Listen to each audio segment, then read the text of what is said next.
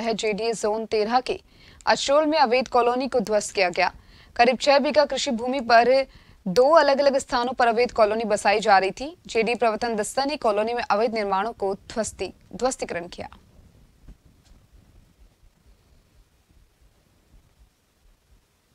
Colony में अवैध निर्माण को ध्वस्त किया है। 2 जो अवैध कॉलोनी बसाई जा रही थी उनको ध्वस्त किया गया है। क्या कुछ पूरी जानकारी इस कार्रवाई को लेकर?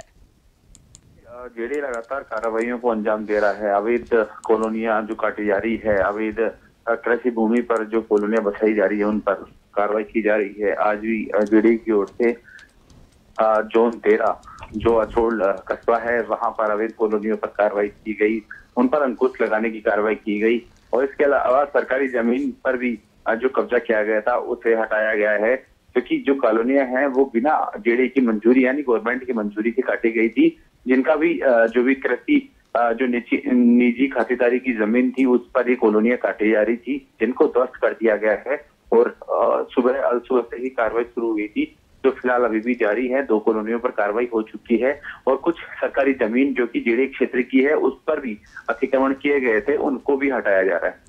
जी योगेंद्र, जानना चाहेंगे कि करीबन कितनी बीघा कृषि भूमि ये बताई जा रही है जहां पर अवैध कॉलोनी बसाई जा रही थी? देखिए, जो जोन 13 में जो आज कार्रवाई चल रही है, 2 कॉलोनियों पर अलग अलग कार्रवाई है। एक 4 बीघा भूमि पर थी, वहीं एक 2 बीघा भूमि पर थी।